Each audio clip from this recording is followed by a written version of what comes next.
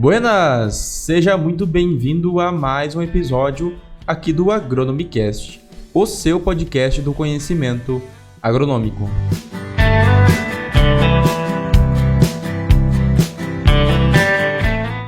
Nosso podcast tem como objetivo levar informação e conhecimento aos estudantes, técnicos, agrônomos, produtores rurais e demais profissionais do setor do agronegócio. E se você está nos ouvindo enquanto dirige, não esqueça do uso obrigatório do cinto de segurança. Desejo a você uma boa viagem.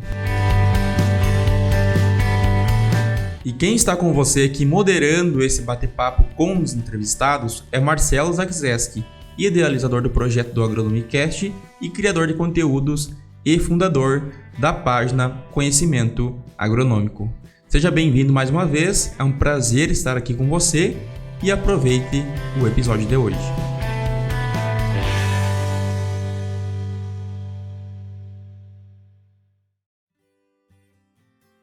Fala turma, tudo bem com vocês? Sejam bem-vindos a mais um episódio aqui estreando no nosso Agronomicast, um episódio com a doutora Carolina Dellner. A gente vai bater um papo hoje sobre manejo de doenças da soja. Tá bem? Eu vou apresentar aqui então brevemente a Carolina Dellner, né? Depois, se ela quiser complementar com alguma coisa, ela fica bem à vontade. De antemão, já agradeço pelo convite, né, prof? E seja bem-vinda ao nosso podcast. A doutora Carolina Dellner, então, ou Carolina Cardoso Dellner, possui graduação em agronomia pela Universidade Federal de Viçosa, mestrado em fitossanidade pela Universidade Federal de Pelotas e doutorado em agronomia com área de concentração em fitopatologia pela Universidade Federal de Lavras. Atualmente é professora da graduação e pós-graduação em agronomia pela Universidade de Passo Fundo. Atua na linha de pesquisa de etiologia e manejo de doenças em grandes culturas, com ênfase em controle químico. É coordenadora do curso de especialização em produção de plantas pela UPF, pela terceira vez, e também ministra palestras e participa de dias de campo para várias empresas na área de doenças de plantas. Tá bem? Então, seja bem-vinda, prof. E se quiser complementar aí com alguma informação, fique bem à vontade. Olá, Marcelo, tudo bem? Primeiramente, agradeço o convite, fico muito feliz em participar aí das questões que você nos convida relacionado à doença. Então, muito obrigado pelo convite e vamos lá, vamos gerar informação para essa turma aí. Isso aí. Prof, pensando hoje em doenças da soja como um todo, assim, né? Até independente da região do Brasil, quais as principais doenças que você enxerga hoje a campo, assim, que estão trazendo mais dores de cabeça aí para os produtores rurais de soja? Bom, hoje, sem dúvida nenhuma, as manchas foliares elas têm aumentado de importância. Então, a gente está falando de mancha-alvo, septoriose, antracnose, crestamento de cercóspora. Essas doenças elas estão crescendo em todas as regiões. E aí nós temos as particularidades. Aqui no sul, até no Paraná, nós temos oídio, a ferrugem sendo uma doença importante em quase todas as regiões, mas de fato as manchas foliares estão aumentando de importância. Pensando em doenças foliares, porque a gente também tem as doenças radiculares que estão aumentando de importância também. Síndrome da morte súbita, muitos vão se lembrar ainda da podridão vermelha das raízes, né? Síndrome da morte súbita é o nome mais atual. Geográfico, macrofomina, essas doenças elas estão aumentando de importância, né? Porque a gente está trabalhando com soja sobre soja em função do preço da cultura, mas essas doenças estão aumentando. Então, podridões radiculares, doenças manchas foliares e sem falar de nematóides, que não é a minha área específica de atuação, mas a gente tem que trabalhar a cultura como um todo. Nematóides também estão aumentando. Nematóide de galha, nematóide de cisto e nematóide das lesões. Excelente. E pensando em nematóides, prof, você acha que há, digamos, um sinergismo entre doenças de solo e os nematóides? Total. A gente tem vários trabalhos já mostrando interação de onde nós temos mais podridões radiculares, aumenta a incidência de nematóides. Por quê? Porque é uma porta de entrada. O nematóide ele pode fazer a porta de entrada dele, mas se já tiver uma lesão, ele também vai entrar e vice-versa. Então, eu posso ter fungos de solo e mais nematóides, ou, o que é mais comum, o nematóide faz a lesão e os fungos colonizam a lesão também. Certo, então por isso que muitas vezes a gente encontra também aquelas chamadas de folhas carijó, né? Geralmente está associada aos dois organismos? Isso. A folha carijó, ela por si só não me diz qual é o problema, exatamente qual é o problema, porque síndrome da morte súbita eu tenho folha carijó e nematóide de galha. Então, não são todos os nematóides e não são todas as podridões radiculares. Mas quando eu tenho folha carijó, aí eu tenho que arrancar a planta, olhar a planta, porque eu tenho ainda cancro da haste, que não é uma doença mais muito comum, mas ela dá a folha carijó. A podridão parda da haste, que também não é tão comum, mas ela pode ocorrer. Também ela tem uma folha que lembra muito a folha carijó, um sintoma que lembra muito. Então, por si só, ela não me diz qual é o problema, mas me mostra que a planta tem um problema. De maneira geral, síndrome da morte súbita ou nematóide de galha. Bacana. E hoje em dia, assim, no Brasil, prof, como você enxerga, assim, essa ponte de informações entre a pesquisa e o produtor rural? Ou seja, quando você presta suas consultorias, tu acha que ainda tem uma certa carência de informação com relação à eficácia de ativos, até mesmo o posicionamento de fungicidas desde o tratamento de semente até o final do ciclo da cultura? Bom, hoje a gente sabe que tem diferentes níveis de produtores. Tem produtores que têm mais acesso à informação, tem produtores que não têm muito acesso à informação. O que a gente percebe hoje, Marcelo, é que a informação boa, ela está muito misturada com a informação ruim. A gente que tem Instagram e outras redes sociais aí, a gente sabe que tem muita informação errada, né? Então, o que eu sempre falo para o produtor? Procure fontes idôneas. Quem são fontes idôneas? É o consultor, né? Uma instituição de pesquisa, é uma universidade ou pessoas que têm acesso a essas informações, né? Então é muito importante o produtor ter essa informação, mas a gente tem produtores que têm mais acesso e menos acesso. Por isso que é importante ele ter um consultor, um pesquisador, alguém em quem ele confie para ter essa informação idônea, porque a gente tem bastante informação errada aí na internet. Sim. Mas hoje sim, o produtor tem mais acesso à informação, sem dúvida alguma. Sim, essa digitalização facilitou bastante, né, o acesso, né, até mesmo com o celular, né? Isso aí, o WhatsApp, né, esses aplicativos, então, muitas vezes tem muita informação fora do contexto. Então, é importante buscar a fonte correta, né? Sim, bacana. E pensando nas doenças, prof, até do ponto de vista acadêmico, né, tem aquela teoria de fungos biotróficos e necrotróficos, né? E qual a importância do agrônomo, do técnico, até mesmo do estudante, né, saber desse tipo de informação e qual que é a diferença desses dois tipos de fungos? Bom, vamos lá. Os fungos biotróficos são aqueles que precisam de tecido vivo para sobreviver. Então, eu vou dar alguns exemplos. A gente tem as ferrugens, o oídio, os míldios, que são patógenos que só conseguem sobreviver na planta viva. Esses são chamados de patógenos biotróficos. Diferente desses, nós temos os patógenos necrotróficos, que são aqueles patógenos que sobrevivem no tecido morto, que são todas as manchas foliares, cancros, antracnoses. Bom, o que significa? Que os patógenos necrotróficos eles sobrevivem na palhada e na semente, e os patógenos biotróficos não sobrevivem na palhada e na semente. Aí entram as estratégias de controle, por isso que a gente tem que conhecer bem o tipo de patógeno, para depois a gente aplicar a técnica adequada da estratégia de controle. Então, pensando em patógenos necrotróficos, se eu fizer uma rotação de cultura, tratamento de semente, eu consigo ter efeito de controle nesses patógenos, certo? Se eu fizer tratamento de semente e rotação de cultura pensando em biotróficos, ferrugens ou ídio, eu não terei efeito porque eles não estão na palhada e na semente. Então, o que a gente tem falado? As manchas foliares elas têm aumentado de importância justamente porque elas estão na palhada e na semente, e o produtor está plantando soja sobre soja. Então, torna-se cada vez mais importante fazer tratamento de semente e rotação de cultura.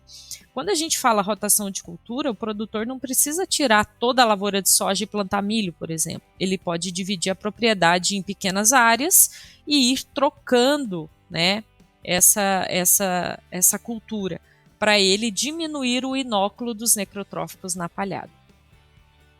Bacana, olha aí, pessoal. Então, querendo ou não, é importante entender sim esse processo de hospedagem do fungo, né, prof? Perfeito. Isso aí. E entender todo o ciclo da doença, prof. Por exemplo, hoje até eu sempre friso, né, com o pessoal lá da página, que é importante sim a gente entender também todo o processo de fenologia da cultura da soja, né? Pensando em manejo de insetos, né, que é a minha área de mais expertise. E para doenças, qual a importância do pessoal entender sobre o ciclo da cultura e também entender todo esse processo, né, de infecção, seja, por exemplo, da ferrugem asiática, né, que é sempre uma grande preocupação, quando que ela vai se hospedar de uma forma mais fácil, depende muito do clima, né, de todo o ambiente. Qual que é a importância de entender todo esse ciclo aí da doença? Bom, a gente tem que entender o ciclo de vida do patógeno no hospedeiro para poder interferir com as estratégias de manejo. Eu brinco, Marcelo, que os patógenos não sabem o que é estádio fenológico. Ele simplesmente vai atacar a planta no momento que ele tiver o triângulo da doença, que é o patógeno, o hospedeiro e o clima. Esse foi um dos motivos que a gente parou de fazer recomendação em R1. R1 aplica fungicida. Então, todo mundo vai lembrar dessa recomendação. Claro que R1 é o momento que a planta está mais sensível, porque a rota metabólica dela, primária, né, digamos, a secundária, que é resistência à doença, está focada para... Toda a planta está focada para a reprodução. Então, a rota secundária dela está mais sensível, que é a resistência às doenças. E aí a gente falava que era para aplicar em R1, porque a gente sabia que era o momento que a planta estava mais sensível. Mas hoje você determinar estágio fenológico numa planta é bem complicado, né? Porque eu tenho flor, eu tenho vagem já na mesma planta. Então, qual é o estágio fenológico? É bem difícil determinar na prática. Então, a gente sabe que conhecer o ciclo da cultura é importante, conhecer o ciclo de vida do patógeno é importante, mas eu tenho que entender que o patógeno não sabe o que é o estágio fenológico, ele vai entrar quando for um momento que eu tiver o triângulo da doença. Pensando nisso, a ferrugem, a gente tem a ferrugem como sendo muito importante para a nossa região, e ela normalmente aparece na primeira quinzena de janeiro, mas isso não é uma regra, porque a gente depende do inóculo, já que a ferrugem é um biotrófico, não está na palhada e na semente, a gente depende de inóculo externo, e o inóculo externo normalmente vem do Paraguai. Isso significa que quando eu tenho uma pressão alta de doença no Paraguai, e esse ano eu tenho, já vou dar essa informação, na safrinha nós tivemos alta pressão de ferrugem no Paraguai, a chance de jogar inóculo para nós aqui é muito grande. Então, a gente sabe que a soja aqui no sul, por exemplo, está 30 dias atrasado. Então, quem ficar esperando ali agora, que deveria ser o momento, talvez a ferrugem apareça um pouquinho mais tarde, mas sem dúvida alguma a progressão dela vai ser muito rápida. Então é por isso que eu não posso ficar esperando a ferrugem entrar para fazer o controle químico. Eu tenho que já ter a aplicação, e eu sei que você vai perguntar depois da aplicação zero, da aplicação do pré-fechamento, então eu já tenho que ter uma aplicação de base para ter um bom controle.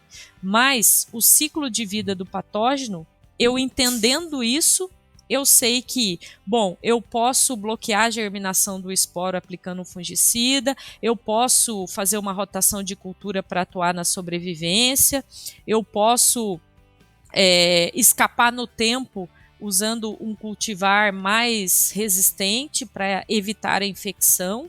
Então, só relembrando, são 5 fases: sobrevivência, disseminação, infecção, colonização e reprodução. E aí, entendendo essas fases, eu sei aonde exatamente interferir. Excelente. E, prof, pensando assim, até já entrando daqui a pouquinho, né, na aplicação zero, mas essa aplicação, a primeira aplicação, até mesmo pensando justamente antes da entrada da ferrugem, né, caso ela chegue na lavoura, seria uma aplicação que a gente chama de preventiva ou não? Isso. Existe um conceito para isso. O preventivo é quando não houve o contato do patógeno com o hospedeiro. Por conceito é isso, preventivo. Curativo é quando eu já tive contato do patógeno com o hospedeiro, mas a doença está incubada, latente. E erradicativo é quando eu já vejo sintomas e sinais. Sintomas, alteração da planta. Sinais, estruturas do patógeno. Então, por conceito é isso, preventivo, curativo, erradicativo. Mas para o produtor não é isso, Marcelo. Para o produtor só tem 2 conceitos, é o preventivo e o curativo. Preventivo é quando ele não vê e curativo é quando ele vê. Mas veja que eu tenho que entender o conceito, mas eu tenho que entender o que o produtor fala. Então, a gente sabe que toda vez que eu faço uma aplicação preventiva, vamos pensar em ferrugem, por exemplo. A ferrugem demora uns dias para aparecer. Toda vez que eu faço uma aplicação curativa, que a doença já está incubada, em 2, 3 dias eu já vejo ferrugem na minha planta. Aí o produtor tem aquela impressão, nossa, o fungicida não funcionou. Mas toda vez que eu aplico o fungicida e a doença está incubada, o fungo pensa, eu vou morrer. O que ele vai fazer? Esporular. Tá? Então, o preventivo é muito difícil a gente, na prática, dizer o preventivo. Sim. Né? Mas o curativo, apliquei, não tinha doença, daqui a uns dias eu consigo observar. E aí o produtor tem essa impressão que não funciona. Mas fica calmo porque tem residual. Sim. Aí o residual vai controlar, né, essa questão. E o residual de fungicidas, prof, eu sei que vai depender, é claro, do ativo, né, do grupo químico, mas, num geral, assim, quantos dias é mais ou menos? Entre 12 e 15 dias. A gente fala que produtos que têm carboxamida, que é uma das moléculas mais novas, 15 dias. E os produtos que não têm, no geral, 12 ou 8 dias. Tá? Mas pode pensar na faixa entre 12 e 15 dias. Sim, então, justamente por isso que a gente tem, geralmente, intervalos de aplicações de 14 a 17, 18 dias por aí. Isso, a gente tem por 2 motivos. Primeiro, pelo residual do produto, que a gente vai até 15 dias. E segundo, porque a soja cresce em camadas. Sim. Então, cada vez que coloco uma camada de folha, eu tenho que ir lá e proteger. Sim, bacana. E pensando nesse processo do todo o ciclo, prof, qual que é a importância do produtor também fazer um TS com um fungicida bom, né? Pensando talvez em podridões, né? Até mesmo uma fitóftora que pode estar ali no início. Isso. A única oportunidade que eu tenho de controlar podridões radiculares é via tratamento de semente, já que eu não tenho um produto que eu aplique nas folhas e desça na raiz para controlar esses fungos lá. Só que eu tenho que lembrar que eu tenho residual também desses produtos. A gente está falando em torno de 14, no máximo 16 dias. Tem produtos que são menos. Então, o que eu quero dizer? Que o tratamento de semente ele é importante para um arranque inicial. Depois eu tenho que ter outras características. E uma das principais para controlar podridões radiculares é perfil de solo. Então, é ter um solo aerado, estruturado, descompactado, né? Quimicamente, né? Tudo certo. Então, eu consigo controlar as podridões radiculares com um bom estabelecimento da planta. Se a planta estiver estressada, os fungos vão colonizar de forma mais importante. Então, o tratamento de semente é muito importante para o estabelecimento inicial. Depois eu tenho que trabalhar com perfil de solo e aplicação de fungicida na parte aérea. E aí sim eu tenho um manejo eficiente. Certo. E pensando em ativos ou até mesmo grupos químicos para fazer um tratamento de sementes bem eficiente, né? quais que são os principais hoje ou quais que você mais recomendaria para o produtor? Hoje nós temos vários ativos. Eu tenho uma lista grande lá no meu Instagram pensando em soja e trigo. Mas hoje a gente tem que entender o que o produtor tem. Por exemplo, o metalaxil é uma molécula que é a única que pega Pithium e Phytophthora. Então, por exemplo, se o produtor já tem histórico de ter tombamento na área, essa é a única molécula, não tem um substituto e ele vai ter que ter essa molécula. Depois a gente tem grupos químicos, benzimidazol, né, que é um grupo químico importante, lembrando que a gente perdeu o carbendazim. Então, em soja, a gente ficou com tiabendazol, a gente ficou com tiofanato metílico. A gente tem algumas moléculas focadas em mofo branco, por exemplo, a gente tem fluazinam. Então, a gente tem diversas moléculas que podem ser combinadas entre elas, para ter um maior espectro de controle. Mas reforçando que o metalaxil é o único que a gente não tem substituto, é o único que pega Pithium e Phytophthora. Então, quem tem problema vai ter que combinar essa molécula com essas outras que eu falei, por exemplo, benzimidazol, ou fluazinam, prosimidona. Então, a gente tem uma série de moléculas que podem ser utilizadas. Olha aí, que informação bacana. E pensando em aplicação zero, prof, que a gente já deu um spoiler antes, né? O que é essa aplicação zero, como é que ela funciona e como que o produtor pode adaptar isso na propriedade dele? Então vamos lá, a aplicação zero de fungicida é aquela aplicação que o produtor faz junto com o herbicida pós-emergência. Na verdade, a estrela da aplicação, Marcelo, é o herbicida. O fungicida ele vai de carona. Só que aí tem que ter alguns cuidados. O que ele não pode usar junto com o herbicida? Multissítios. Oxicloreto de cobre, mancozeb e clorotalonil. Ele não deve utilizar porque esses produtos são incompatíveis com algumas fontes de glifosato. E aí ele vai ter ou precipitação na cauda do produto ou fitotoxicidade. Por que a gente faz a aplicação zero? Para controlar manchas e, dependendo da região, oídio. E óbvio, já fazer uma base para ferrugem, mas nesse momento eu não tenho ferrugem ainda. Então, eu tenho que usar produtos, o que sobrou para eu utilizar? Produtos do tipo triazol ou triazol misturado com isobirulina.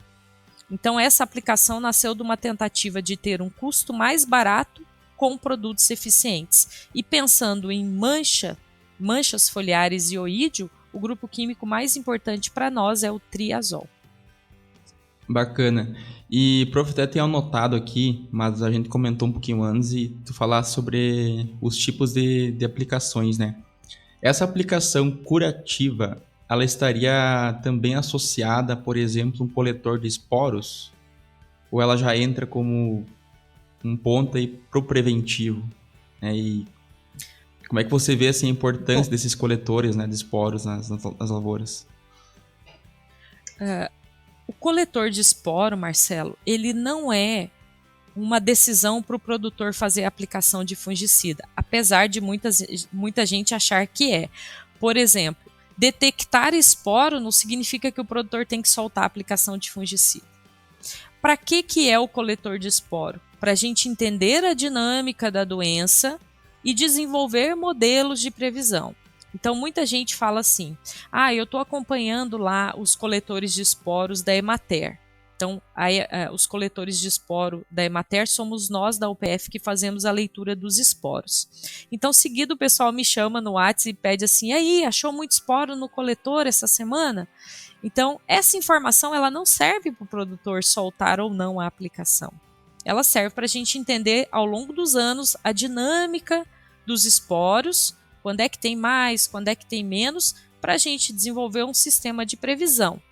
Então, reforçando, encontrar esporo não significa que o produtor obrigatoriamente tem que aplicar fungicida. Talvez na semana que ele não achou esporo é que seja o momento dele fazer a aplicação de fungicida. Então, o coletor de esporo serve para a gente entender a dinâmica da doença. Sim, mas independente se é um ponto de decisão, prof. Se encontrou muito esporo dentro do coletor, é sinal que o fungo já está presente já se reproduziu? Sem dúvida. Né? Sim, ele está presente na região, mas ele sempre vai ter que ter o triângulo da doença, Sim. né? Se eu tiver esporo, a soja e o clima seco, eu não vou ter uma epidemia. Agora, se eu tiver o esporo, o clima favorável e a soja, eu posso ter uma epidemia, mas pode demorar algumas semanas. Sim. Só para você saber, a cada 9 dias é o ciclo, né, mais ou menos, de vida da ferrugem no hospedeiro, na soja. Então, eu teria novos indivíduos a cada 9 dias. Sim, Mas é importante, o uso do coletor de esporo é muito importante. Sim, até é uma informação tanto que eu tinha errada, né? Eu até já vi vídeos, né, de alguns produtores falando que eles usavam isso como fonte de decisão. E agora já veio uma Isso, mas informação totalmente nova. a gente sabe que muitos produtores usam, mas de novo, não são aqueles produtores de alto nível tecnológico, né? Porque esses já entenderam que o coletor de esporo ele é para a gente estudar a dinâmica e não soltar a aplicação. Mas é importante a gente falar porque a gente sabe que isso circula aí e o pessoal fica na dúvida mesmo. Sim, bacana. E, prof, pensando em multissítios e sítio específico, né? A senhora já deu a dica que para aplicação zero, apenas uso de sítio específico, né?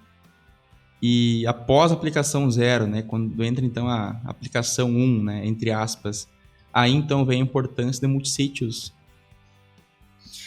Isso aí. Hoje a gente sabe que os multissítios são os produtos chaves. A gente brinca, Marcelo, que é multissítio com alguma coisa. Sim. Óbvio que tem a vontade do produtor em querer usar ou não, mas vou te dar uma informação. O Rio Grande do Sul, por exemplo, o sul do Brasil, é a região que mais se usa multissítio. O Rio Grande do Sul, fora o ano passado, que foi um ano difícil para nós, o produtor estava aplicando 2,6 aplicações, ou seja, quase 3 aplicações de multissítio dentro do programa de controle químico dele, que da nossa região varia entre 4 e 5 aplicações. Então, é uma boa adoção. O que a gente percebe? Que o uso de multissítio ele melhora a performance do sítio específico. E o produtor começou com uma aplicação, né? E hoje ele já faz quase 3. Se ele faz é porque ele viu o resultado. Ele tem controle de oídio, mancha e ferrugem, independente da região do Brasil que ele estiver. Então, o multissítio é o nosso produto-chave. É multissítio com alguma coisa. Então, a gente monta um programa e a gente sugere para o produtor usar multissítio. A vontade é dele, o investimento é dele, mas o que eu estou dizendo? Que incrementa na produtividade porque melhora o controle de doenças. Sim, bacana. E qual a importância, prof, de pensar nesse uso de multissítios antes do fechamento da linha, por exemplo, né? Até tu falou antes que a soja cresce em camadas, né? E aí tem o famoso bacheiro, né? E então o multissítio sempre tem que vir antes do fechamento da linha, ou a gente pode pensar em, por exemplo, algum intervalo após a aplicação zero, tantos dias, né? Ou depende de algum fator. Bom, quando a gente faz a aplicação zero, Marcelo, como ela é uma carona com herbicida, eu não conto residual. Tá? Bacana. Então eu faço a zero, deleto da cabeça e sigo o meu programa. O pré-fechamento das entrelinhas, muita gente acha que é o momento para fazer a aplicação de fungicida, mas ele é o momento limite. Não quer dizer que eu vou fazer em V8, mas significa que no pré-fechamento é a última chance que eu tenho de colocar produto no bacheiro. Pode ser que o produtor faça em V4, em V5, em V8. Como é que eu vou saber se é em V4 ou em V8? Ele vai avaliar o clima, a época de semeadura e a reação do cultivar às doenças. Vou dar 2 cenários. Um produtor que plantou em outubro, de maneira geral, ele pode esperar lá a última oportunidade do pré-fechamento, ele vai lá e faz. Quando as entrelinhas estiverem quase fechando, ele faz a aplicação do pré-fechamento, ok? O produtor que plantou em dezembro, ele vai esperar até o pré-fechamento para fazer a aplicação? Não, ele vai ter que fazer provavelmente antes. Então, o que eu quero dizer é que o pré-fechamento não é o momento para fazer, é o momento limite. É a última oportunidade que o produtor tem de fazer a aplicação no pré-fechamento para depositar mais produto no bacheiro. Sim. E, prof, eu sei que um dos conceitos, né, do uso de multissítio é justamente uma ação anti-resistência, né, porque ele atua em vários locais dentro da célula, é isso? É isso, né? Isso aí. Isso Pode aí. complementar se quiser, até se eu estiver errado, né? Mas aí que vem a importância de justamente rotacionar os de sítio específico, né? Durante o ciclo. Isso aí. Quando a gente fala em estratégia anti-resistência, isso não é uma preocupação para o produtor. Ele não está preocupado com isso, Sim. porque na cabeça dele, e ele tem razão, as empresas vão lançar novos produtos. Só que para lançar um novo produto demora muitos anos e a gente tem entrada de novos produtos dos mesmos grupos químicos, o que não vai resolver para nós porque a gente não modifica o mecanismo de ação. Então o multissítio, por ele ser multissítio, ele atua em 5, 6 locais diferentes da fisiologia do fungo, e isso faz com que, se um local falhar, o outro está funcionando. Por exemplo, o multissítio pode atuar na produção de algum aminoácido. Beleza, isso é um local.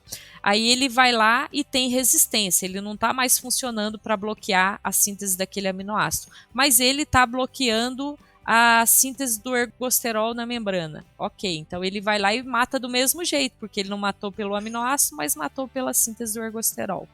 Então, isso faz com que eu tenha menos chance, mas a chance existe. Toda vez que eu misturo sítio específico com multissítio, eu aumento os locais de ação do fungicida. E aí eu diminuo o risco dele falhar. Porque no final de tudo, eu não quero é que o fungicida falhe. Agora, se eu aplicar sempre o mesmo produto, a chance dele falhar é muito grande. Sim. Então, durante o ciclo, prof, pensando em, vamos lá, 4 aplicações de fungicida, né? Depois da aplicação 0 que não conta. Posso usar um sítio específico quantas vezes? No máximo 2? Sítio específico a gente vai usar no máximo 2. Por exemplo, 2 de carboxamida, 2 de triazol com isubirulina, mais ou menos, Marcelo, porque a gente não tem tantos grupos químicos assim para trocar. Sim. Então a gente bloqueia mais as carboxamidas em 2 aplicações e o resto a gente, por exemplo, tem produtor que usa triazol em todas. Por quê? Porque a gente não tem um substituto do triazol. Sim. Né? Então a gente tenta bloquear pelo menos as carboxamidas, porque é o grupo químico que está mais eficiente no momento, de maneira geral. Então, no máximo 2 de carboxamidas e o resto a gente vai usar conforme a demanda. Mas lembrando que tem grupos químicos, como é o exemplo do triazol, que a gente às vezes usa em 5 aplicações. Sim. Infelizmente. Não, como a senhora disse, né? Não tem substituto, né, para esse ativo, Não né? tem substituto. Sim. Ativo não, grupo químico, né, professor? Isso, desculpa, grupo químico. Então, não tendo um substituto, a gente acaba tendo que repetir, né? Às vezes eu uso um tebuconazol, um ciproconazol, mas o grupo químico é o mesmo. Eu mudo o ingrediente ativo, mas o mecanismo de ação continua sendo o mesmo, porque eles são do mesmo grupo químico. Em tese, assim, prof, me desculpa se eu falar bobagem, mas com relação à eficiência, a gente sempre pensa em grupo químico ou a gente tem diferentes eficiências dentro do grupo químico, com diferentes ativos, por exemplo? Temos diferença. Vou dar um exemplo aqui. A gente recentemente fez um trabalho para Cercospora, onde a gente pegou todos os triazóis, né, porque apareceu uma espécie nova e a gente tem que retestar. Então é Cercospora kikuchi ou mancha púrpura. É a mesma doença, só que quando eu vejo no grão é mancha púrpura, quando eu vejo na folha é crestamento de Cercospora. Então a gente teve que aparecendo uma espécie nova. Antes era Cercospora kikuchi, agora a gente detectou a Cercospora flagelaris predominando. E aí a gente teve que retestar todos os fungicidas. Dentre os triazóis que a gente testou, 4 se destacaram, que eu vou falar aqui. Foi o proticonazol, o propiconazol, o difenoconazol e o tebuconazol. Então esses se destacaram e os outros foram médios. Uhum. Então dentro do mesmo grupo químico eu tenho triazóis que se destacam para o controle do crestamento de Cercospora e tenho triazóis médios que têm um controle médio. Então existe para todas as doenças esse perfil. de ter melhores ingredientes ativos e piores ingredientes ativos, mas o grupo químico continua sendo o mesmo. Sim, bacana. Até entrando nesse assunto, prof, essa nova espécie, ela foi detectada, ela veio de outro lugar ou ela estava em outras plantas e migrou para a soja? Como é que foi esse processo de descoberta, assim? Então, a gente sempre teve a Kikuchi como referência para o agente causal do crestamento de Cercospora mancha púrpura.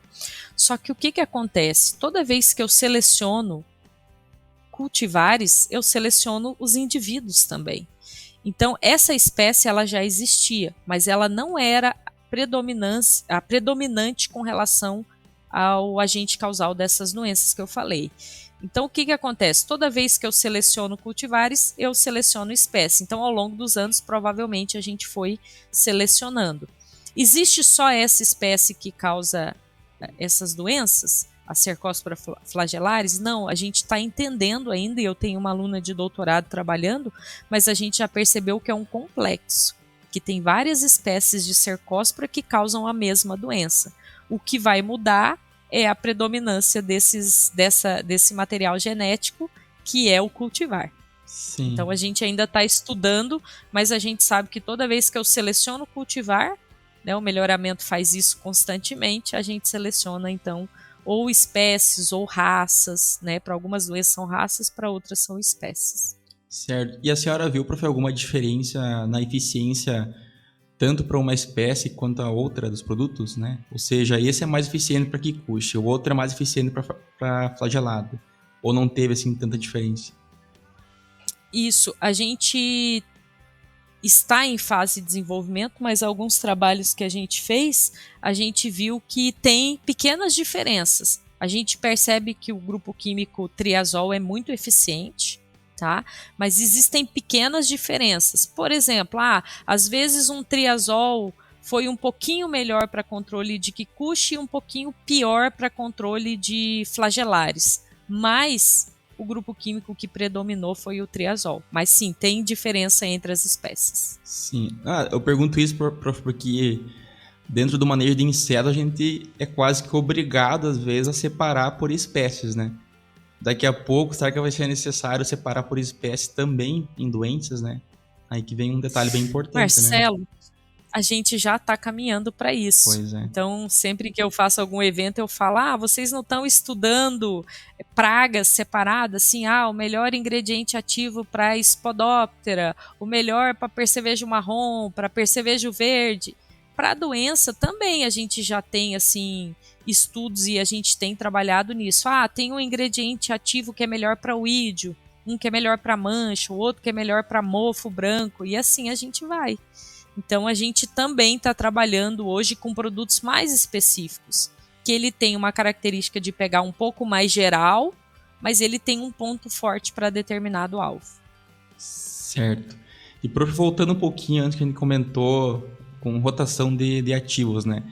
A senhora comentou que carboxamida até então no máximo 2, né? É isso. Nessas duas, eu posso fazer sequenciais, ou seja, as duas primeiras, ou eu tento, por exemplo, intercalar, deixo para a primeira e para a terceira, ou para a primeira e para a quarta. Tem algum posicionamento sobre isso?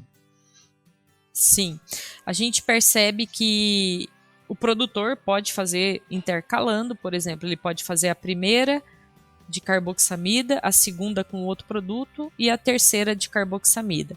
Mas a gente prefere, eu particularmente, com dado nos meus ensaios, eu prefiro duas em sequência. Então a do pré-fechamento e a sequencial, porque a gente consegue ter um controle mais eficiente na fase inicial.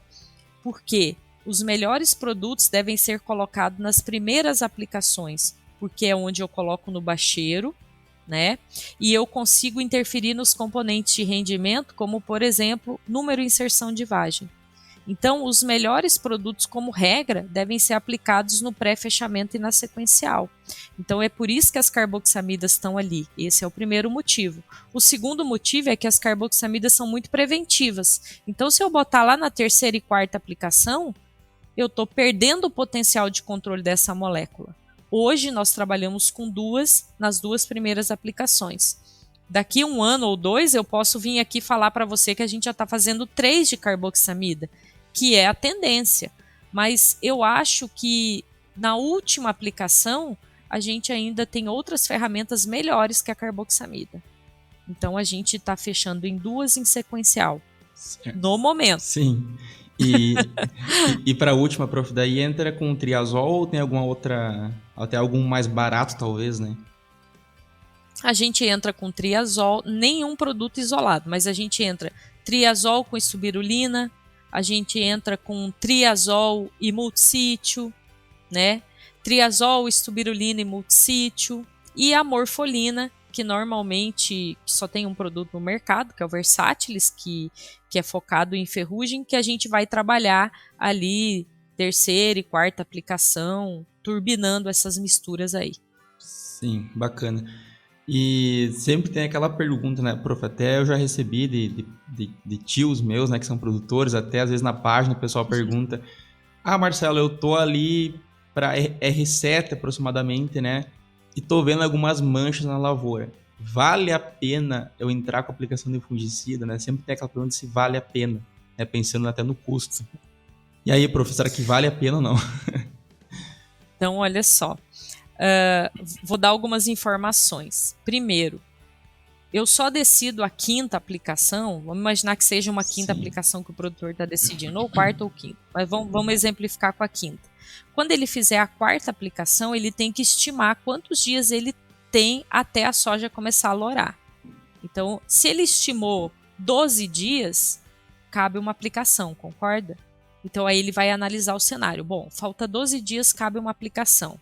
O ano tá chuvoso, eu tenho bastante doença na lavoura, vou aplicar, certo? Esse é um cenário que ele precisa dessa última aplicação. Ele estimou 12 dias e ele tá num clima seco, ele fez um bom controle de doença, ele quase não tem doença, a doença tá mais lá no bacheiro, ele pode se dar o luxo de dizer: bom, eu não vou fazer a aplicação de fungicida. Mas eu vou dar mais um número para você. A gente tem vários ensaios e um deles, quando a gente fez essa aplicação a mais lá no final, né, em ano de média pressão, a gente incrementou de 3 a 5 sacos, alterando o peso de grãos. Então eu sempre falo para o produtor, analise o contexto. Se couber uma aplicação, olhe quanto de doença tem e o clima, e aí decida se vai fazer ou não essa aplicação. Então, em tese, depende mais do clima, prof. Depende do clima e de quanto de doença ele tem na planta. Se ela está mais no bacheiro ou se ela já está mais no terço médio. Esses 2 fatores são decisivos. Resposta de agrônomo, né, Marcelo? Depende. Depende. Depende da quantidade de doença e do clima. Isso aí. Isso aí, maravilha, então. E para ele, eu sei que é difícil, né, prof, citar aqui, né, apenas com áudio, né? O bom seria explicar mostrando a planta, né? Ou até mesmo a doença, mas como ele pode avaliar isso, prof? Tipo, quantificar na planta ou lá na lavoura? Isso, ele pode dividir a planta em 3, né? Terço, o bacheiro, o terço médio e o terço superior. De maneira geral, se as doenças estão mais no bacheiro, ele pode casar essa informação com o clima e decidir se vai fazer uma aplicação. Então, por exemplo, clima seco e doença no bacheiro, posso talvez não fazer a aplicação. Doença no terço médio e clima favorável, vai ter que fazer mais uma aplicação. De maneira geral, é mais ou menos isso, né? Então, se a doença já estiver subindo e o clima favorável, ele tem que segurar essa doença. E aí, como cabe uma aplicação a mais, uns 12 dias, como eu falei, aí ele deveria optar em fazer. Certo. E até, prof, pensando também, né, nessas doenças de final de ciclo, a gente chama, né, mas em tese são doenças de todo o ciclo, né, em alguns casos. Mas, por exemplo, cercóspora, né, que é a mancha púrpura, até mesmo míldio, que podem estar na semente e que vai ser uma ponte para isso, né, prof, até para uma próxima safra, ou para até mesmo infectar outra semente, algo assim. Isso. As manchas foliares, sim. Então, crestamento de cercóspora e mancha púrpura estão. O míldio, ele é um patógeno meio diferentão. Ele nem é um fungo verdadeiro. Ele é um biotrófico, porém ele forma uma estrutura que fica em cima da semente, não dentro da semente. Mas essa estrutura não está na palhada. Então ele forma o oósporo que fica em cima da semente, mas ele não está na palhada. Não tem o produto de TS para míldio e a gente recebe muita consulta de controle de míldio. A gente sabe que triazol nunca vai funcionar, você pode botar um caminhão, porque ele é um fungo, o triazol atua no ergosterol e o míldio não tem ergosterol, então o controle é zero. Mas a gente não tem bom controle de carboxamida, estubirulina, né? E nem dos multissítios. A única coisa que a gente percebe que tem um controle mais efetivo para míldio é fosfito, se aplicado sequencialmente, né? E para as manchas a gente percebe que sim, que está na palhada e na semente, e aí o que a gente já falou de tratamento de semente, rotação de cultura e complemento de fungicida na parte aérea. Uma questão interessante do crestamento de cercospora é que ele não aparece muito no início, apesar de ser doença de final de ciclo, a gente sabe que ele aparece na emergência, mas quem aparece primeiro na emergência é a septoriose. Então a septoriose aparece, depois ela estabiliza e aí mais no reprodutivo eu vejo mais a cercospora. Então é mais ou menos assim, septoriose no início, cercospora no final. Quem se lembrar da última safra, a doença predominante foi crestamento de cercospora. E depois o produtor só viu quando colheu a mancha púrpura, né? Sim. O grão manchado. Então é uma doença bem desafiadora e é o que está crescendo muito aí na nossa região. Eu ia falar agora, né? Rio Grande do Sul, assim, noroeste aqui, né, prof? Tem bastante míldio, né? Míldio tem bastante, mas a gente ainda não faz um controle específico para ele, a não ser quem trabalha já com fosfito. E crestamento de cercospora, semana passada eu estava na região ali da Bahia, fui no LEM, Rosário, Posse, que já é Goiás, e eles reclamaram muito de mancha púrpura, viu? Então é no sul, mas tem regiões no centro-oeste também que ela está crescendo de importância. E o grande problema é que o produtor só vê quando colhe, lá no caminhão, porque na folha não tem um sintoma tão visível quanto uma mancha-alvo, uma ferrugem. O produtor confunde muito com um bronzeamento por óleo, fito de óleo, né? Então é importante a gente identificar as doenças. Sim, bacana. Prof, até anotei aqui, né, como um tópico e tem sido algo bastante discutido, não muito no sul, mas mais no Mato Grosso, né, que é a anomalia de abertura de vagens. Isso está associado com algum patógeno? Como é que vocês têm enxergado aí essa situação? Então, semana passada eu estive num evento relacionado com esse assunto, anomalia de vagens, ali na Proteplan, em Sorriso, onde a gente expôs os nossos trabalhos. Eu tenho uma aluna de mestrado e agora ela está fazendo doutorado, a Moniquele Silva, onde a gente trabalhou, né, muito com essas questões de cercospora no mestrado e agora anomalia de vagens no doutorado. Então, o que a gente detectou? Nós temos dois problemas importantes no Mato Grosso: anomalia de vagens e o quebramento de plantas. A gente está trabalhando mais na anomalia de vagens porque essa nos parece ser mais um fator biótico, causada por fungos. E o quebramento de plantas está mais com o pessoal da fisiologia, o professor Geraldo Chavarria, por exemplo, né, que estão analisando outros fatores.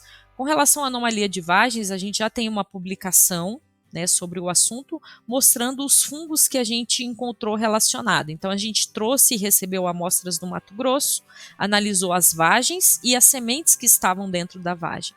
Nós achamos vários fungos, mas os principais foram cercospora, que é o agente causal do crestamento de cercospora e mancha púrpura, coletótrium, da antracnose, e também nós achamos corinéspora, que é da mancha-alvo. Mas, claro, a gente achou Phomopsis, né, que é Phomopsis de aporte, que é o geográfico e cancro da haste, e nós achamos Fusário, que é o síndrome da morte súbita. Então, a gente fez uma fotografia do problema, nós relatamos quais eram os fungos associados. Eu estou dizendo que o problema é esse? Não, por quê? Porque entra de novo o conceito dos necrotróficos. toda vez que tem tecido morto, quem entra são os necrotróficos. Então eu não consigo dizer se esses fungos foram quem causou ou eles entraram depois que o problema foi causado. Mas nós estamos investigando e nós estamos junto com outras instituições de pesquisa. Então temos nós, da UPF, o pessoal da Proteplan, de Sorriso, a Fundação Lucas do Rio Verde, né, em Lucas do Rio Verde, a Fundação MT, então a Embrapa, tá? Então nós somos várias instituições buscando essa informação, mas nos parece que sim, a anomalia de vagens é algum problema relacionado a patógenos, mas ainda não batemos o martelo quem é o agente causal. Sim. Mas quem quiser saber mais, a gente tem uma publicação, tá lá no meu Instagram, na revista Cultivar, né, onde a gente publicou uma prévia desses trabalhos aí, inclusive com identificação molecular. Então a gente tem a identificação molecular dos fungos que dá uma segurança maior para suportar melhor aí o nosso trabalho. Bacana, então vou colocar até o link aqui depois, prof, abaixo da descrição aqui para quem quiser acessar e ver mais sobre essa publicação. Para nós terminar aqui o nosso assunto, né, que foi um bate-papo que passou muito rápido, já deu praticamente 50 minutos, né? E então, qual que é a tua principal dica assim para o produtor rural que está lá no campo, que está vendo as doenças todo ano, em alguns casos com situações diferentes, né, até o clima colaborando, né, para essas situações diferentes? Qual que é a tua dica assim, que tu dá para o produtor que quer manejar de maneira bem efetiva aí as doenças da soja? Muito bem. Como dica para o produtor e para os técnicos, é importante, primeiro, conhecer o cultivar, conhecer o clima, né, e da região de atuação desse produtor ou desse agrônomo. Identificar corretamente as doenças. Mas mais do que isso, a gente precisa fazer um manejo robusto. E isso passa por trabalhar com diferentes grupos químicos, sendo que os melhores devem ser aplicados na aplicação do pré-fechamento, e eu comentei que hoje as carboxamidas têm esse perfil, então trabalhar com a aplicação sequencial de carboxamida e depois intercalar produtos, né, trabalhar com triazol, ou multicít, ou morfolina, então sempre trabalhando com os melhores produtos na primeira aplicação. O produtor que faz a aplicação zero, ok, perfeito, mas esqueça a residual. Então ele vai ter que aplicar e depois seguir o programa. O produtor que não faz, não tem problema, segue no pré-fechamento, tá? Então, de maneira geral, conhecer o cultivar, a região, usar os melhores produtos na primeira aplicação e não abrir os intervalos de aplicação. Isso é uma estratégia importante. A gente sabe que tem ano que o produtor precisa fazer pelo clima, mas se ele abriu, na próxima aplicação ele mantém a mesma data que ele planejou. Essa é uma regra muito importante. Por exemplo, ele planejou 15 dias e abriu 18 dias. Ele tem a tendência de jogar 3 dias a mais da próxima aplicação. Não, mantenha, porque aí ele recupera em parte o controle. Sim. Identifiquem as doenças e façam um manejo robusto, que não tem segredo. Controle de doença, Marcelo, é o básico bem feito. Não tem milagre, não tem economia, né? É o básico bem feito, feito no momento correto. Isso aí. E como a gente sempre diz, não existe receita de bolo, né, prof? Vai variar muito conforme a situação e depende muito do ano, né? Isso, às vezes o pessoal pede para nós uma estratégia. Monta um programa de controle químico para mim. Ok, esse programa pode ser muito bom para a soja do cedo e muito ruim para a soja do tarde. Por isso que eu digo, o agrônomo ainda precisa ir para o campo. Sim. Não dá para fazer uma recomendação por telefone. Você tem que olhar o cultivar, como é que tá o clima da região, né? Então, para fazer um manejo mais assertivo. Mas ainda temos que ir para a lavoura. Isso aí. Muito bom. Prof, te agradeço mais uma vez pelo aceito do convite, né? Por ter fechado conosco aí nesse primeiro episódio do Agronomicast, né? Que é um projeto que a gente tenta aí trazer inúmeros pesquisadores, professores, né, profissionais da área, e não vi outra pessoa, né, a não ser você, para convidar para esse primeiro episódio e falar sobre um tema que está muito em alta, né, e que é muito importante para todos os técnicos, agrônomos e produtores rurais. Então, te agradeço mais uma vez, e para quem quiser te acompanhar nas redes, prof, como é que faz?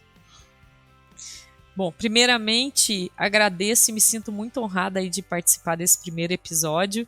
A gente sempre já fizemos uma live, foi muito legal, teve muita gente participando, né? Te agradeço mesmo. E quem quiser me seguir nas redes sociais é @CarolinaDeuner. Lá eu publico semanalmente assuntos relacionados à fitopatologia. Tem Facebook, tem LinkedIn, então vocês podem acessar aí o que vocês quiserem, e informação, tudo que a gente publica a gente vai colocando lá, a gente acompanha a safra, tem algum problema, a gente faz uma publicação e coloca lá, então vocês podem acessar aí as redes sociais. Maravilha. E, prof, uma última pergunta, né, digamos assim, senhora que já fez todo esse processo de graduação, mestrado, doutorado, né, toda essa vida como pesquisadora, né, mais de 10 anos, acredito eu, né, 15 anos, prof? 22 quase de formada. Vixe, olha aí, ó. Então quase 22. Tem bastante experiência.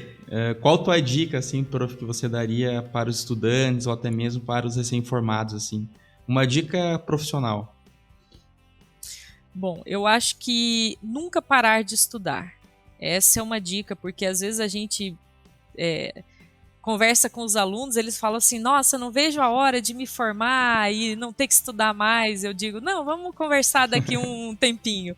E aí os alunos sempre voltam e falam, professora, estou estudando mais do que nunca, porque a área de fitopatologia, de entomologia e plantas daninhas são as 3 áreas que mudam muito, porque entra muito produto novo, entra muita informação nova. Então a dica é, nunca pare de estudar. Atualização é tudo. Quem tem conhecimento tem poder, porque o conhecimento te permite identificar se uma pessoa fala uma coisa errada ou não da tua área. Então é interessante você sempre estar bem atualizado, né? E nunca parar de estudar. E uma outra dica que eu vou dar extra é, além de um bom profissional, seja a melhor pessoa que você puder ser. Porque a gente vê tão grandes profissionais por aí que são pessoas péssimas, mas seja o melhor profissional e pessoa que você puder ser. Essa é a grande dica de ouro. Isso aí, acho que os dois andam sempre juntos, né, prof? Exatamente. Isso aí, então tá bom, obrigado pela dica aí. Os estudantes e recém-formados anotem aí no caderninho de vocês, né, na agenda de vocês. Até eu sempre digo, né, prof, que como eu tenho a página e como eu sempre tô tentando trazer inúmeros assuntos, né, eu me obrigo a sempre dar uma estudada antes, sabe? Até para não fazer nenhuma pergunta errada, né, até para não tocar nenhum assunto tão errado, eu me obrigo a sempre estudar um pouquinho antes, né? E aí eu já recapitulo muita coisa da graduação e a gente vai sempre se aprofundando um pouco mais, né? Então é isso aí. É muito bom. Tá bom, prof? Muito obrigado mais uma vez. Fique com Deus. Obrigada. Um grande abraço e precisando, estamos às ordens.